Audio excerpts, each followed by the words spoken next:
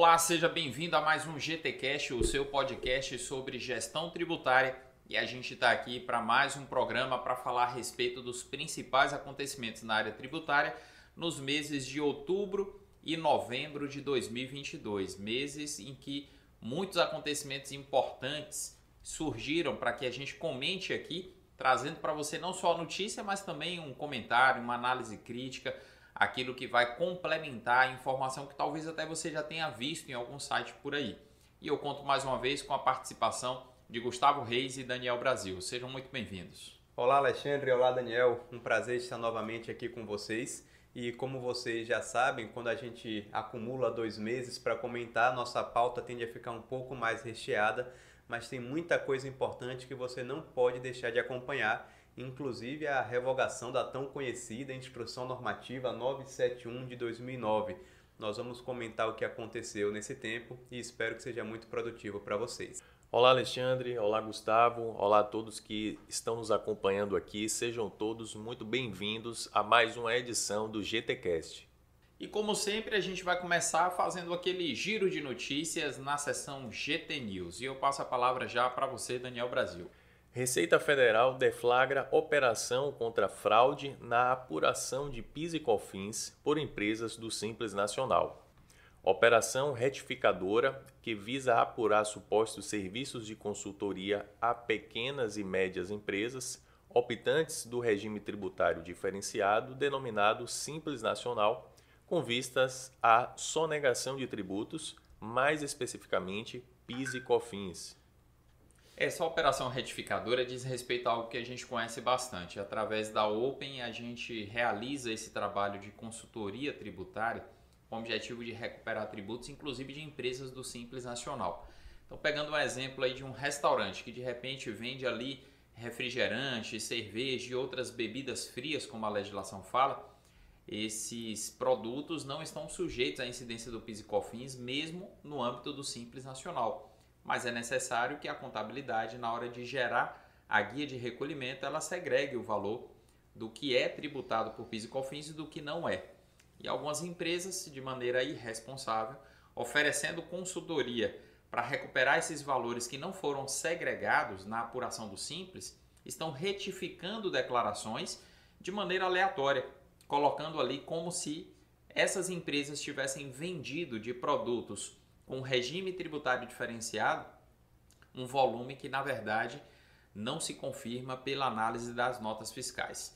Como essa restituição ela é paga em dinheiro e normalmente no prazo de até 60 dias, então existem muitas empresas por aí que de maneira fraudulenta estão retificando declarações dos seus clientes e colocando esses clientes inclusive em uma situação muito delicada, sem que haja ali documentação fiscal que comprove aquele valor, que comprove a procedência daquela retificação. E isso vem sendo observado pela Receita Federal, ou seja, a Receita Federal vem analisando o crescimento do volume dessas retificações e o volume de valores que ela tem restituído às empresas do Simples e simplesmente ela decidiu deflagrar uma operação. Felizmente nós não fomos atingidos por ela porque fazemos o trabalho sempre com muito critério, com muita responsabilidade, mas sabemos que no mercado tem muitas empresas que não procedem da mesma maneira. Exatamente, Alexandre. Eu entendo que essa ação da Receita ela visa inibir aqueles consultores que agem de forma deliberada.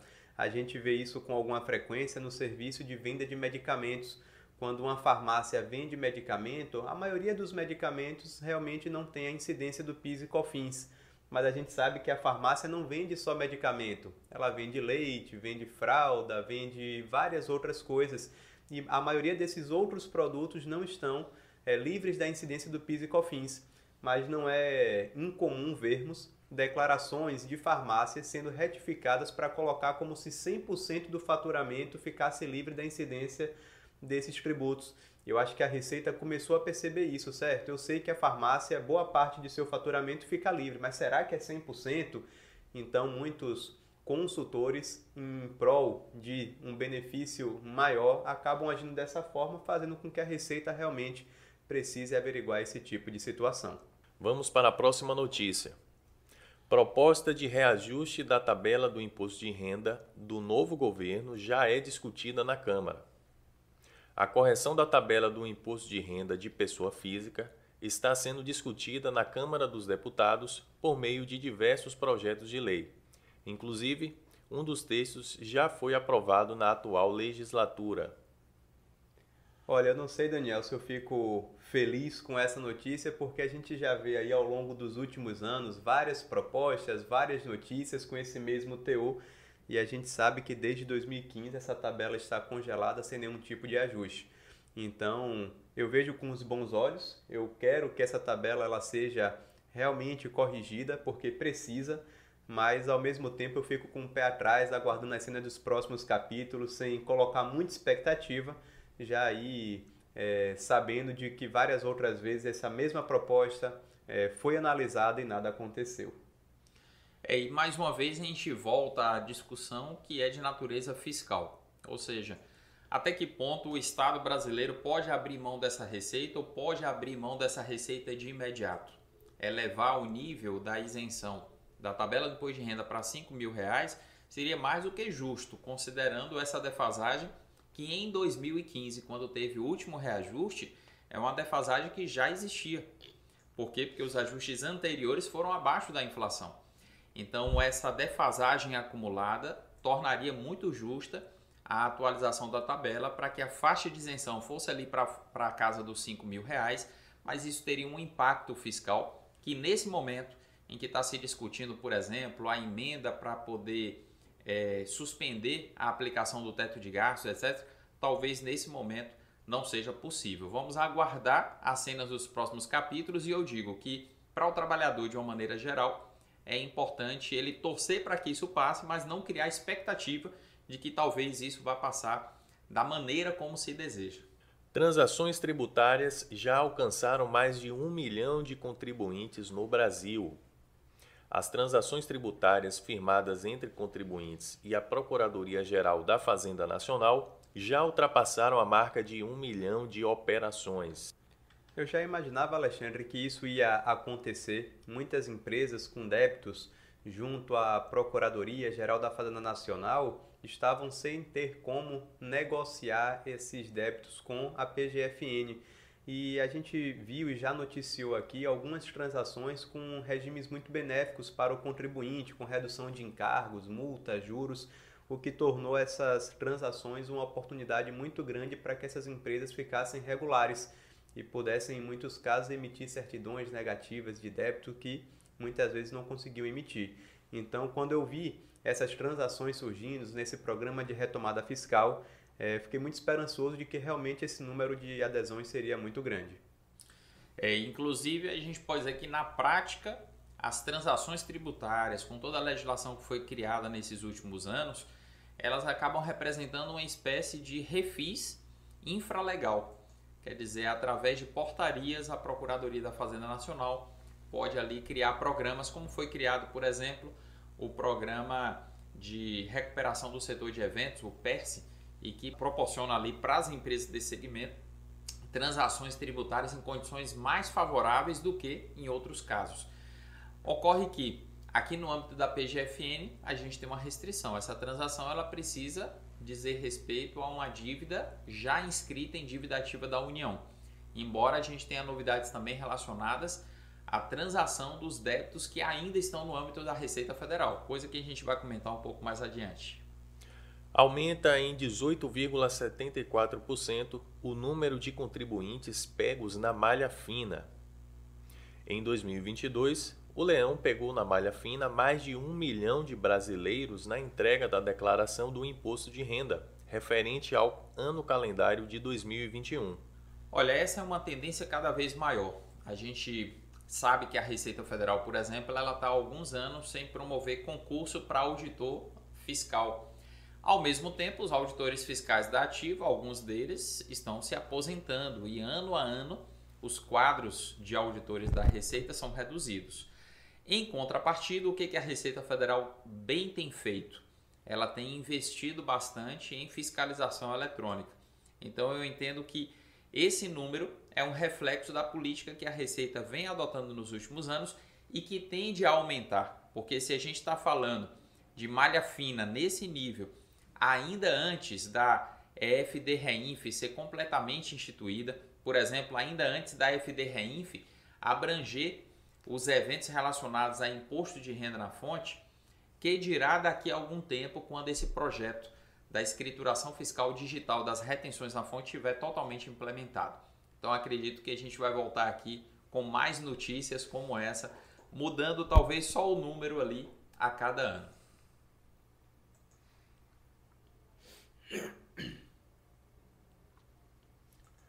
Perde validade medida provisória que suspendia créditos tributários sobre combustível.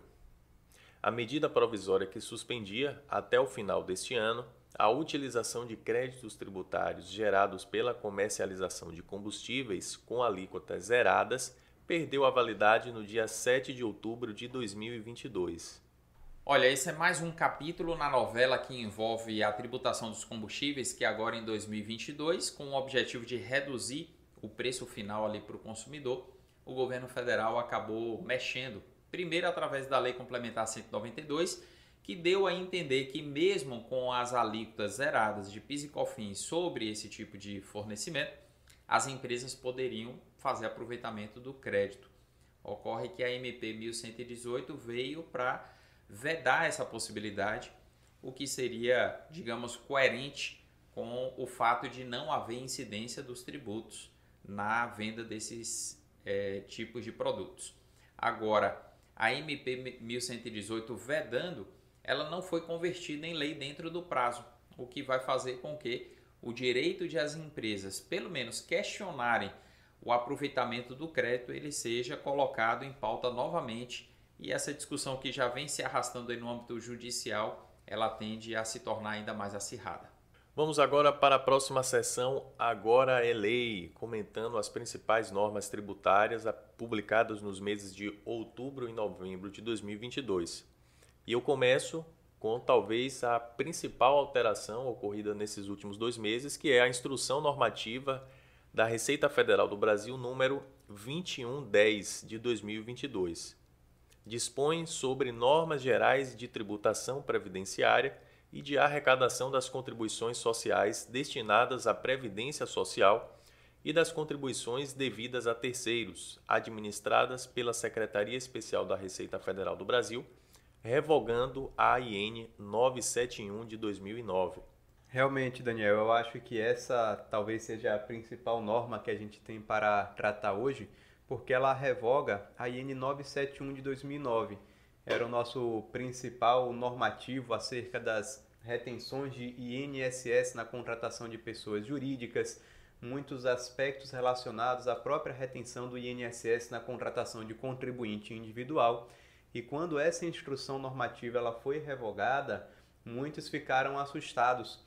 E o que a gente viu com a IN 2110 de 2022, já tranquilizando muitos de vocês, é que não houve tantas novidades assim. A gente sabe que a IN 971 passou por uma série de revogações, alterações de redação, e ela estava, eu posso dizer assim, poluída. E inclusive com a chegada da EFD-Reinf, do E-Social, DCTF Web, houve a necessidade de ajuste de muitos detalhes. Então, de uma forma geral, Alexandre, eu posso dizer que o que a gente tinha na IN 971 de 2009 foi reproduzido na IN 2110 de 2022 com a mudança da numeração dos artigos. Isso sempre acontece porque você suprime muita coisa ali, mas no grosso eu posso dizer que as orientações permanecem as mesmas, mas por outro lado eu não posso dizer que nada mudou. Houve mudanças, não foi? É verdade. Inclusive, uma das mudanças que a gente destaca, ela está no âmbito ali da retenção de INSS nas obras de construção civil, que a IN 971 previa que ela não era devida quando o contratante era um órgão, autarquia ou fundação de direito público, independentemente de a obra ser por empreitada total ou parcial. E agora com a IN 2110 há uma pequena mudança ali, mas uma mudança que pode ter impacto em alguns contratos da administração pública. As obras por empreitada total continuam dispensadas de retenção, mas as obras por empreitada parcial, elas passam a ser uma hipótese de retenção quando o contratante é um órgão, autarquia ou fundação de direito público. Isso vai repercutir ali e tornar, vamos dizer, a análise dos contratos mais complexa por parte daqueles que são fontes pagadoras e que têm essa natureza, que são integrantes da administração pública com esses perfis que a gente mencionou. Resolução CGSN número 171 de 2022 altera as resoluções CGSN número 140 de 2018, que dispõem sobre o regime especial unificado de arrecadação de tributos e contribuições devidos pelas microempresas e empresas de pequeno porte do Simples Nacional, e número 169 de 2022, que alterou a resolução CGSN número 140 de 2018. Olha, Daniel, dentre as alterações promovidas por essa resolução do Comitê Gestor do Simples Nacional, nós encontramos a alteração da data para início de uma obrigação para o microempreendedor individual. A gente viu a resolução CGSN 169 de 2022 dizendo que a partir de janeiro de 2023, o MEI ele estaria obrigado ao envio da nota fiscal de serviço eletrônica padrão nacional. E isso para a gente foi uma grande novidade, um grande incentivo para aquilo que imaginávamos de que esse projeto está andando e que ele vai entrar em vigor em um curto período de tempo. Mas essa resolução CGSN número 171 adiou esse prazo para março. Foi um adiamento relativamente pequeno, de 2 meses, o que revela que o projeto continua andando, mas o MEI só vai ficar obrigado ao envio desse novo documento fiscal a partir de março do ano que vem. Exatamente. A gente pode dizer que a resolução também traz outras novidades, mas o grande destaque é esse aí. É a implantação, vamos dizer, oficial da nota fiscal de serviços eletrônica padrão nacional, que embora essa resolução esteja adiando para abril, ela está sinalizando o quê? Que o projeto está avançando, como o Gustavo bem colocou. Então existe um propósito muito claro do governo federal de fazer com que esse documento padrão nacional seja utilizado inicialmente por microempreendedores, depois provavelmente por microempresas e empresas de pequeno porte do Simples Nacional, até que dentro de algum tempo todos os municípios conveniados vão utilizar esse padrão nacional para todos os prestadores de serviços. E se por acaso você está aqui assistindo esse podcast e não sabia, fique sabendo. Inclusive, lá no Foco Tributário tem alguns conteúdos a respeito disso. Existe um projeto, e esse projeto está bem maduro, um projeto de implantação de uma nota fiscal de serviços eletrônica de padrão nacional, um projeto que foi conduzido pela Receita Federal e pela Secretaria de Finanças das capitais e que tem como objetivo criar um padrão único, já que hoje cada município tem lá o seu padrão de nota fiscal de serviço e isso dificulta, inclusive, a fiscalização que a própria Receita Federal pode fazer em relação aos tributos de sua competência. É uma matéria bastante interessante que eu recomendo que você que não esteja a par dessa novidade se atualize, porque em 2023 esse projeto começa a se tornar algo real. Instrução Normativa da Receita Federal do Brasil, número 2114, de 2022. Dispõe sobre a aplicação do benefício fiscal previsto no artigo 4º da Lei 14.148, de 2021, que instituiu o Programa Emergencial de Retomada do Setor de Eventos, o PERSE. Quando eu vi, Daniel, a publicação dessa instrução normativa, eu fiquei muito feliz porque eu achei que ela viria para regulamentar e dirimir as dúvidas que estavam pairando acerca da aplicação desse programa de retomada para o setor de eventos. Mas acontece que a instrução normativa, ao meu ver, ela foi muito superficial, Alexandre. Trouxe ali algumas regulamentações, mas não adentrou na discussão das principais polêmicas envolvendo o PERSE.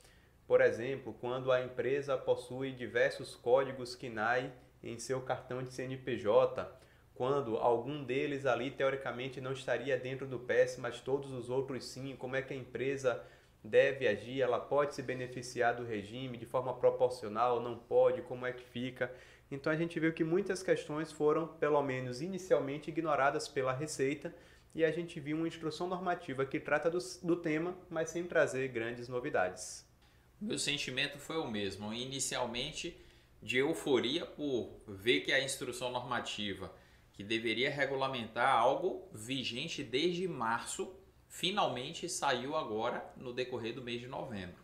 E segundo, a frustração de ver que essa instrução normativa veio com 8 artigos para dirimir tantas dúvidas que, se a gente for listar aqui, seriam dezenas delas. E aí uma das coisas que pelo menos a instrução normativa traz é a confirmação de que a empresa do Simples Nacional não pode se enquadrar nesse benefício.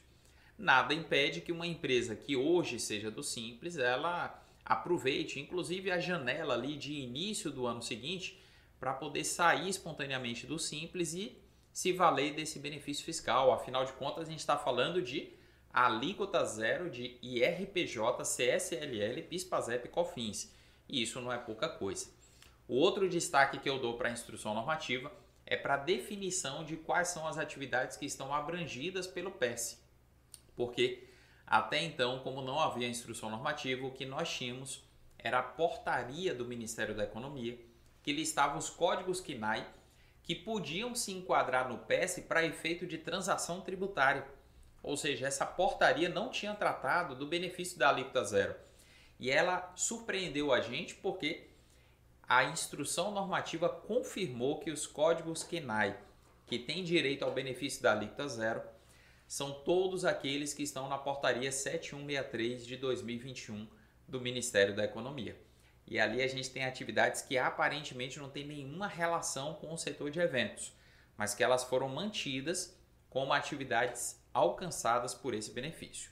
É certo que em alguns casos surgem dúvidas. Por exemplo, um restaurante, ele está com o código KNAI ali contemplado nessas portarias. Ele precisa ter o cadastro no Cadastur e, segundo a instrução normativa, esse cadastro tinha que ser anterior à data da publicação da lei. Algumas empresas estão indo para o judiciário e conseguindo liminares para que se valham desse benefício mesmo sem ter esse cadastro prévio.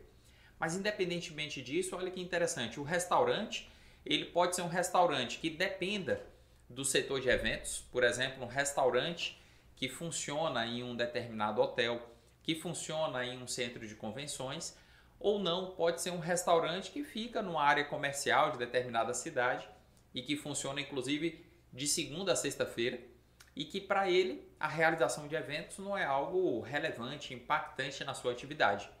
Independentemente disso, o restaurante vai poder se valer do benefício?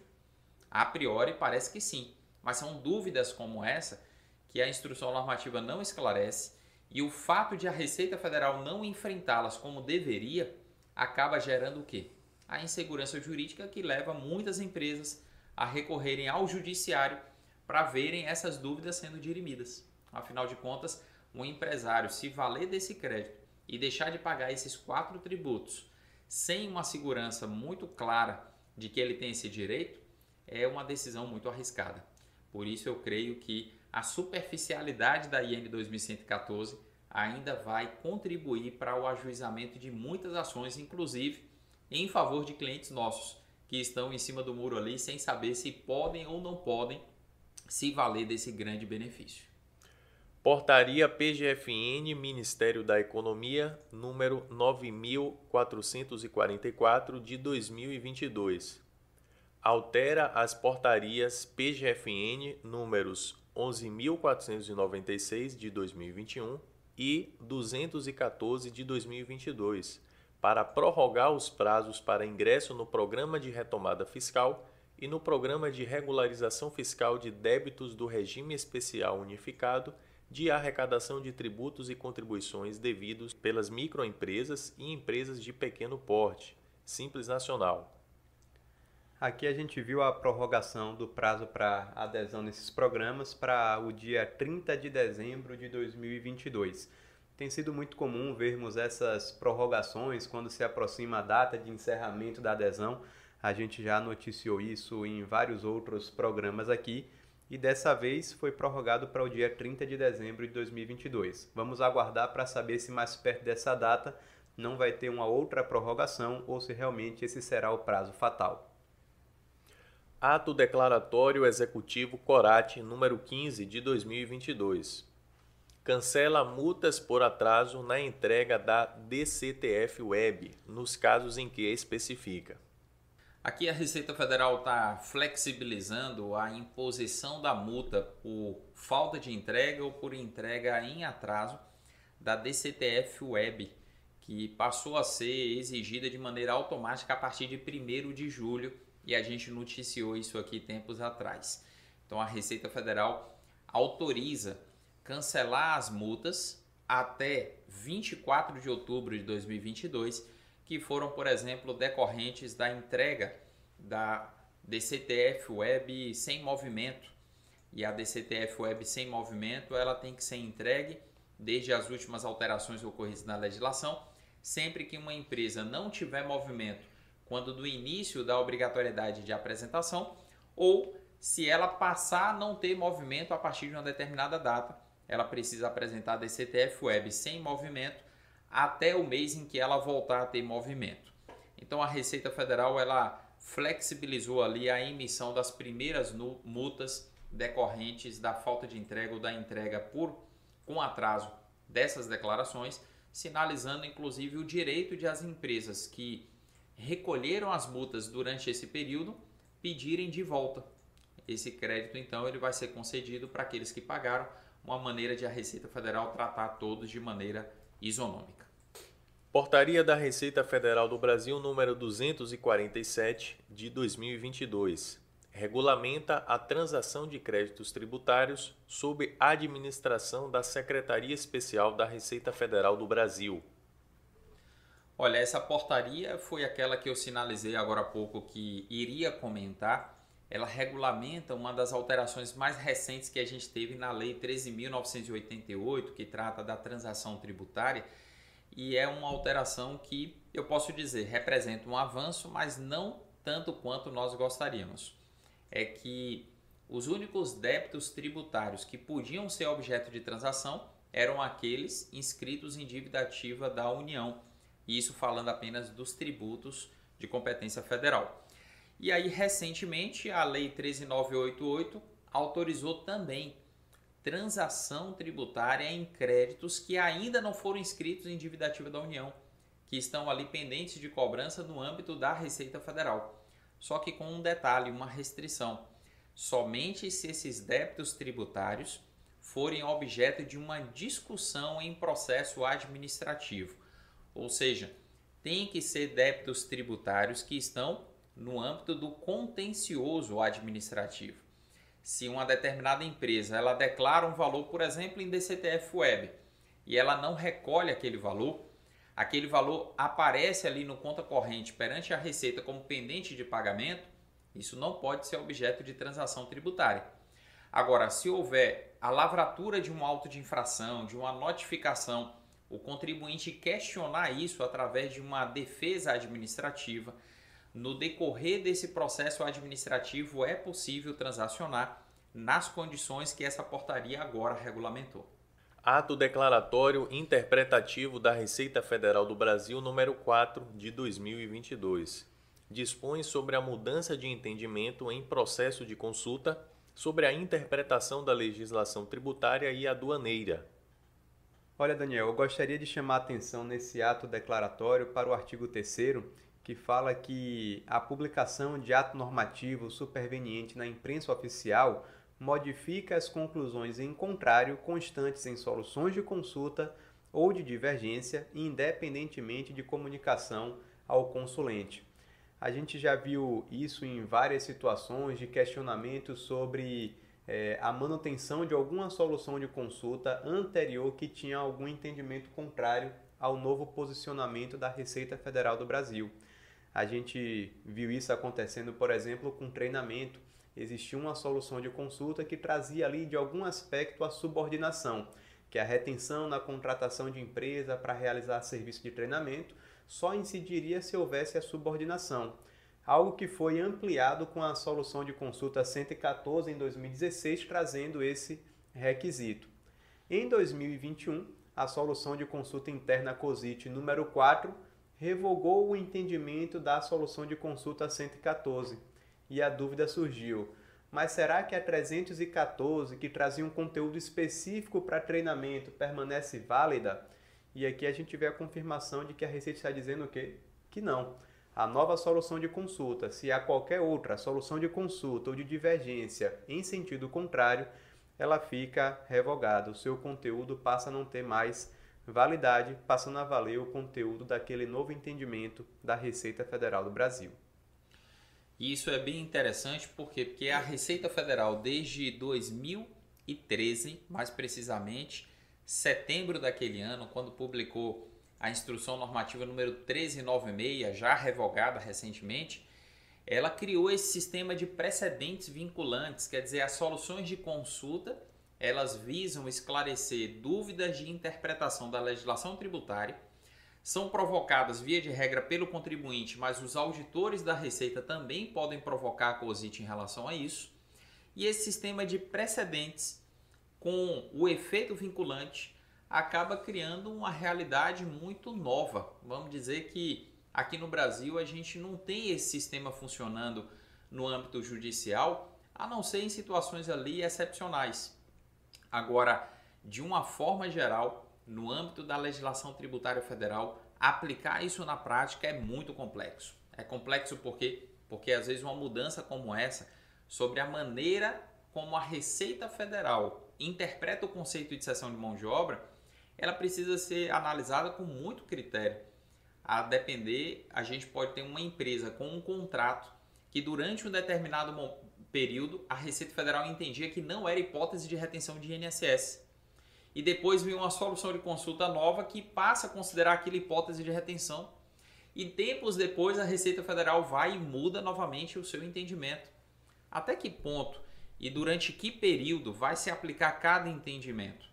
Esse ato declaratório veio trazer luz ali para alguns desses questionamentos e é muito importante que a Receita Federal realmente se posicione a respeito dessa matéria, como se posicionou. Esse artigo 3º que você chamou a atenção, Gustavo, é muito importante. Por quê? Porque a gente deve compreender que se vem um novo ato normativo, esse ato normativo passa a ser o quê? O novo marco, a nova baliza para a gente interpretar a legislação. Na medida em que a solução de consulta, mesmo com efeito vinculante, anterior a esse ato normativo, ela não tem natureza de norma legal. Ela é apenas uma manifestação do entendimento do fisco, apesar de ter o caráter vinculante. Vamos agora para os comentários acerca das principais decisões judiciais e administrativas sobre a matéria tributária. É a seção de olho nos tribunais. União evita derrota bilionária sobre PIS e COFINS no STF. O Supremo Tribunal Federal decidiu que as empresas não têm direito amplo e irrestrito a créditos de PIS e COFINS. Os ministros reconheceram a constitucionalidade das leis que regulamentaram a não cumulatividade desses tributos, que prevêem limitações, evitando um rombo de 472,7 bilhões nos cofres da União. Essa tese é uma tese extremamente importante porque as empresas, de uma maneira geral, sujeitas ao regime não cumulativo de PIS e COFINS, elas estavam pleiteando o direito de se creditar de tudo aquilo que tinha PIS e COFINS. Desde a caneta adquirida ali para a área administrativa utilizar nas suas atividades, até aquela matéria-prima, aqueles produtos intermediários utilizados no processo fabril. Então, tudo aquilo que já está na lei e muito mais que não está na lei, as empresas queriam que fossem hipóteses de cálculo de crédito de PIS e COFINS. O STF negou esse direito, reconhecendo que a União tem o direito de legislar sobre a matéria e restringir, ou seja, listar quais são as hipóteses de cálculo de crédito. Não que as discussões se encerrem por aí, porque dentre essas hipóteses de cálculo de crédito a gente tem aquela grande discussão a respeito do que é, por exemplo, insumo. E insumo, na prática, em um contexto, pode ser hipótese de cálculo de crédito. Para outra empresa, aquele mesmo tipo de produto pode não se configurar como insumo e, por isso, pode não gerar crédito de PIS e COFINS. De qualquer sorte, a União tem um alívio muito grande no seu caixa com o reconhecimento dessa atribuição e desse direito que o governo federal tem de listar em lei o que pode gerar crédito de PIS e COFINS. Após decisão do STF, capitais reduzem ISS para manter franquias nas cidades e evitar guerra fiscal. A cidade de São Paulo decidiu reduzir o imposto sobre serviços normalmente cobrado pelas prefeituras. A capital quer evitar que empresas de franquias mudem suas sedes para cidades vizinhas, uma vez que o setor é um dos maiores empregadores. Um ponto aqui, Daniel, que a gente precisa lembrar é que essa decisão de São Paulo de reduzir a sua alíquota gira em torno de algo que a gente vive falando, que é o local de incidência do imposto.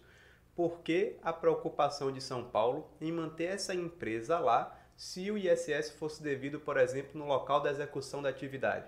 São Paulo quer manter essas empresas lá porque para essas atividades o imposto é devido onde está o estabelecimento prestador. E municípios vizinhos, Santana do Parnaíba, Barueri, começaram a reduzir a alíquota para esse tipo de atividade para atrair essas empresas e com isso ganhar mais com o ISS. São Paulo, em decorrência disso, então, reduz sua alíquota para manter essas empresas lá. Inclusive, a gente já sabe, pela pujança econômica, pela realidade lá do município de São Paulo, que a maioria das empresas que são grandes franqueadoras de marcas Brasil afora, elas devem ter sua sede ali na capital paulista. Então imagina todos os royalties que, por exemplo, as lojas do McDonald's espalhadas pelo Brasil pagam para a sede, a franqueadora que fica, suponhamos, em São Paulo. Esse volume ele vai ser certamente um volume gigantesco. Essa taxa de franquia ou esses royalties que são pagos pelas lojas foi considerada agora recentemente pelo STF, depois de uma discussão aí que durou acho que quase 2 décadas, foi considerado como remuneração pela prestação de serviços, algo que era questionado e que foi objeto até de algumas decisões favoráveis às franquias, mas o STF bateu o martelo recentemente dizendo não, tem que ter ISS sobre esse tipo de pagamento. E essas franqueadoras teriam que pagar ISS de 5% em São Paulo. Só que para a franqueadora do McDonald's, por exemplo, transferir o escritório dela para Barueri significava se deslocar apenas alguns quilômetros e reduzir o ISS sobre essa receita de 5% para 2%. Então isso representaria um planejamento tributário legítimo e que está dentro do contexto aí daquilo que é o nosso sistema tributário constitucional, que confere aos municípios a competência para instituir o ISS. Então São Paulo, para evitar essa evasão de empresas que antes discutiam se tinham ou não que pagar ISS sobre essas receitas, mas agora já está sacramentado, tem que pagar. São Paulo, para evitar essa perda de arrecadação e também de outros efeitos, empregos, etc., decidiu adotar ali como parte de sua política fiscal a redução da alíquota. Algo que eu acredito que vai acontecer também em outras cidades, mas principalmente em São Paulo, onde certamente é a sede da maioria das grandes franqueadoras do país. STJ julgará exclusão do ICMS, substituição tributária, do PIS e COFINS e direito a crédito. A primeira sessão do Superior Tribunal de Justiça tem pela frente 2 importantes discussões tributárias. Ambas envolvem o ICMS-ST e PIS e COFINS. Olha, dentre essas 2 importantes discussões que o STJ tem para enfrentar, uma delas diz respeito à chamada tese do século, que fala da exclusão do ICMS da base de cálculo do PIS e COFINS. E com essa tese favorável ao contribuinte, definido pelo STF, a gente viu o nascimento de uma série de teses que chamamos de teses filhote, né? É a exclusão do ISS da base de cálculo do PIS e COFINS e de vários outros tributos da base de cálculo do PIS e COFINS com o mesmo fundamento. O interessante, Alexandre, observar é que, apesar de a tese do século ter sido favorável ao contribuinte, a gente já viu decisões com o mesmo fundamento, por exemplo, relacionado ao ISS, desfavorável ao contribuinte. Eu acho que o STF, ao julgar essa ação, não viu e não conseguiu vislumbrar todas as repercussões daquilo que ele estava trazendo no bojo daquela decisão. E aqui é mais uma dessas teses filhote. é a possibilidade de exclusão do ICMS-ST, substituição tributária, da base de cálculo do PIS e COFINS. E eu confesso que eu estou aí ansioso para ver o que é que o STJ vai definir em uma dessas teses agora. É verdade, Gustavo. E aí a gente pode dizer que essa falta de coerência entre o que o STF falou na tese mãe, a chamada tese do século, e o que vem falando tanto o STF como em alguns momentos o STJ também, nas chamadas teses filhotes, pode ser verificada aqui também. Imagina que uma empresa vende produtos e ela paga ICMS sobre aquilo. Está sacramentado que ela pode excluir o ICMS sobre aquilo que ela comercializar no cálculo do PIS e COFINS.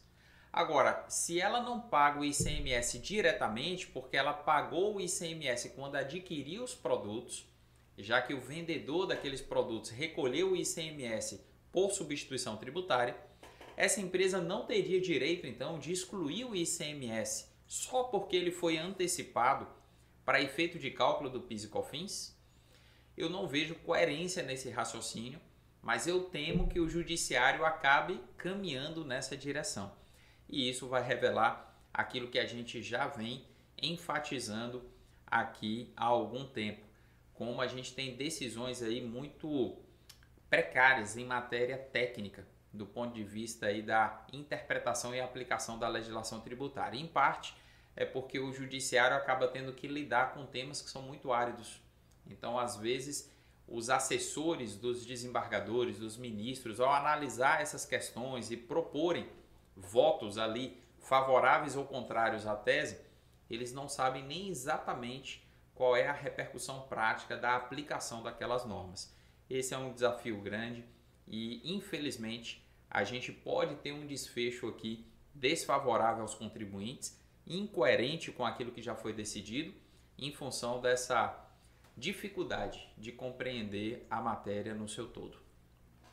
STJ afasta imposto de renda ICS-LL sobre benefício fiscal de ICMS. A segunda turma do Superior Tribunal de Justiça equiparou todos os tipos de benefícios fiscais de ICMS obtidos pelas empresas à subvenção de investimento. Essa condição impede a União de cobrar imposto de renda ICS-LL sobre os ganhos, ou seja, aqueles valores que deixaram de ser repassados aos cofres estaduais. Essa é uma outra tese que mais recentemente ela ganhou os holofotes por causa da importância que isso vai ter para determinadas empresas que às vezes se estabeleceram em determinados estados em função de benefícios, de incentivos relacionados ao ICMS e que, de acordo com a legislação que regulamenta os procedimentos de contabilização, de escrituração desses benefícios, e isso deve ser lançado na conta de receita, tendo como contrapartida uma conta dedutora lá no patrimônio líquido, e isso faz com que o tratamento tributário disso se confunda com o tratamento tributário aplicável a uma receita normal. O que o judiciário está reconhecendo é que, mesmo fazendo o registro disso lá na conta de resultado como receita, apesar da contrapartida lá como uma conta dedutora no patrimônio líquido, isso não deve ser tratado como receita para efeito de cálculo de determinados tributos, como por exemplo para o imposto de renda ISS-LL. Uma decisão muito importante e que vem dar respaldo para aquilo que já era um entendimento de muitos profissionais que lidam com essa discussão há algum tempo. Restaurante sem registro no Cadastur terá benefício tributário. A terceira vara federal de Florianópolis determinou que a Fazenda Nacional deixe de exigir de um restaurante o registro prévio no Cadastur, como requisito para a adesão ao Programa Emergencial de Retomada do Setor de Eventos, PES. Essa decisão, Alexandre, para mim, muito coerente, e um dos argumentos do juiz é de que essa necessidade desse cadastro não está previsto em lei e, com base no princípio da legalidade, não poderia uma portaria impor, e ainda de forma retroativa, dizendo que na data da publicação da lei ela já devia estar devidamente cadastrada. trazendo ali uma distinção entre empresas idênticas em situações similares, mas que uma vai poder se beneficiar e a outra não, simplesmente por conta do cadastro. Talvez um dos pontos que aquela instrução normativa que a gente mencionou, que tratou do PS, já poderia ter elucidado e trazido algum tipo de clareza. Realmente não me parece sensato impedir que esse restaurante tenha esse benefício que, como você pontuou, é muito bom porque vai reduzir a zero as alíquotas de IR, CSLL, PIS e COFINS, simplesmente porque em um determinado momento ela não estava devidamente cadastrada lá no Cadastro. E aí imagina um contexto prático, né, Gustavo? Um restaurante que tinha um cadastro no Cadastro antes da data de publicação da lei, ou seja, antes de março de 2022, usufruindo do direito de não pagar esses 4 tributos federais por 60 meses.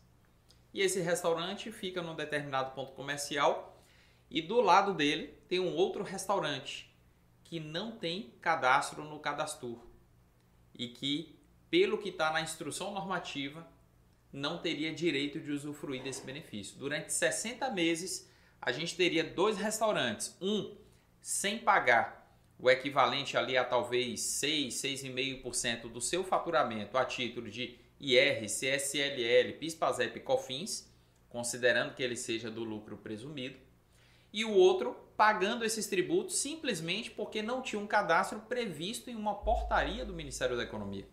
Aí vem a instrução normativa da Receita, que a gente noticiou agora há pouco, confirmando que esse é o critério correto, ou seja, tem cadastro, tem um benefício, não tem cadastro, não tem um benefício. E esse cadastro ainda naquela época da publicação da lei.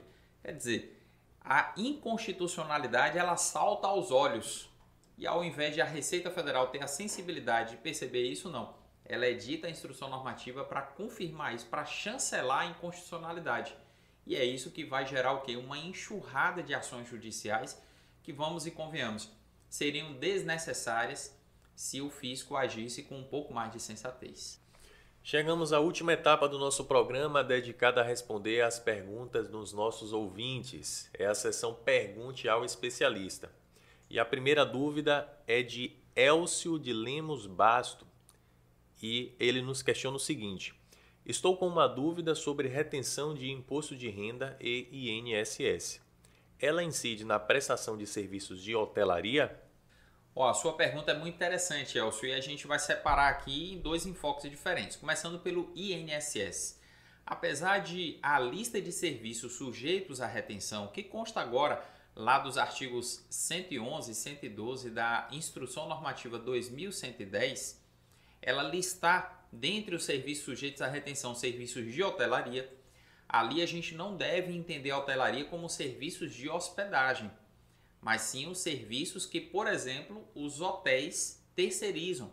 Se, por exemplo, o hotel contrata uma terceirizada para cuidar da lavagem de roupa dos hóspedes, se o hotel terceiriza a lavanderia e esse serviço é prestado dentro das instalações do hotel, mediante cessão de mão de obra, isso é a hipótese de incidência do INSS. Mas o serviço de hotelaria, no sentido de serviço de hospedagem, não é uma hipótese de retenção. Por quê? Porque não está listado ali na lei e vamos e convenhamos. O serviço de hotelaria, no sentido de hospedagem de pessoas, ele é prestado nas instalações do próprio hotel. E isso jamais se caracterizaria como uma cessão de mão de obra para efeito de retenção do INSS. Agora, falando do imposto de renda, a gente tem uma outra variável. E essa variável é qual a natureza da fonte pagadora. Se a fonte pagadora for, por exemplo, um órgão federal, a retenção do imposto de renda, ela sim é devida, porque um órgão federal retém praticamente sobre qualquer tipo de serviço. Já em se tratando de uma empresa privada, o pagamento a um hotel por serviço de hospedagem não se constitui como hipótese de retenção, não consta lá dos artigos, principalmente do 714 até o 719 do Regulamento do Imposto de Renda de 2018. Ou seja, em relação ao imposto de renda, você tem que analisar a natureza jurídica da fonte pagadora para ver qual é a legislação aplicável e só a partir daí concluir se a retenção deve incidir ou não. Dúvida da Débora Cristina. Como a empresa pode optar pela desoneração da folha? Em qual lugar ela faz essa opção? Olha, Débora, essa sua pergunta ela é muito interessante e o que é que eu posso dizer? Em que pese a EFD-REINF tem um evento, o R2060, destinado à empresa desonerada da folha de salários, não é a entrega desse evento que vai determinar ou que vai fazer com que a empresa diga que é ou não optante pela CPRB. Na verdade, ela é o cumprimento de uma obrigação acessória. Por quê? Porque a opção pela desoneração está no momento do pagamento do INSS, o primeiro pagamento do ano. É ali que você faz a sua opção. A forma como você recolhe determina como vai ser a sua apuração ali ao longo daquele exercício. Então, você não vai ter, em tese, nenhuma obrigação de preencher nenhuma ficha de cadastro para dizer que está naquele regime, apesar de precisar preencher o evento R2060 na EFD-REINF, caso no seu primeiro pagamento você tenha optado pela forma de recolhimento denominada da CPRB, a desoneração da folha de salários. E a última dúvida é da Eliana Ribeiro e ela nos questiona o seguinte: poderia esclarecer sobre a competência de recolhimento do INSS do RPA, conforme artigo 52 da IN 971? Eliana, quando você fala de RPA, eu preciso esclarecer para os nossos ouvintes que você está falando do recibo de pagamento autônomo, mas essa expressão ela não é mais encontrada na legislação. O que a gente encontra na legislação é a referência a esse autônomo como contribuinte individual. E no pagamento ao contribuinte individual, não vale mais o que está no artigo 52 da IN 971, porque essa instrução normativa, como a gente noticiou agora há pouco, foi substituída pela Instrução Normativa número 2110 de 2022, que agora fala a mesma coisa e não houve mudança de critério em relação à IN anterior, mas fala isso no artigo 29 e não mais no 52. E fala o quê? Que o fato gerador ocorre quando do crédito ou do pagamento. E como crédito, a gente deve considerar ou o reconhecimento contábil da despesa ou a liquidação do empenho em se tratando de um pagamento feito por órgão público. Então fique registrado aqui. O fato gerador da retenção e também da patronal, quando se paga um RPA, ocorre não necessariamente no mês do pagamento, mas quando essa despesa é contabilmente reconhecida, e isso pode ocorrer em competências anteriores ao pagamento, ou quando se tratar de um órgão público no momento da liquidação do empenho. É esse o parâmetro que a legislação determina e eu espero que a sua dúvida tenha sido esclarecida. E pelo que eu vi, Daniel, esse era o último questionamento que tínhamos selecionado para o programa de hoje, não é isso? Exatamente. Gostaria de agradecer a todos que nos acompanharam até aqui. Obrigado, Alexandre. Obrigado, Gustavo. E até a próxima edição. Também gostaria, Daniel, de deixar aqui o meu agradecimento não só a você e a Alexandre, mas também a todos os nossos ouvintes que têm nos acompanhado. Espero que tenha sido um programa muito produtivo e que tenha agregado muito conhecimento para você. Como a gente está gravando esse programa relativo aos meses de outubro e novembro e aquilo que vai acontecer em dezembro, a gente só vai comentar no mês de janeiro. Então este é o último programa do ano de 2022 que vai ser publicado no nosso perfil e eu quero desde já desejar um excelente final de ano e dizer que a gente fica na expectativa de voltar a se encontrar aqui a partir do ano de 2023. Um forte abraço para todos vocês. Até a próxima.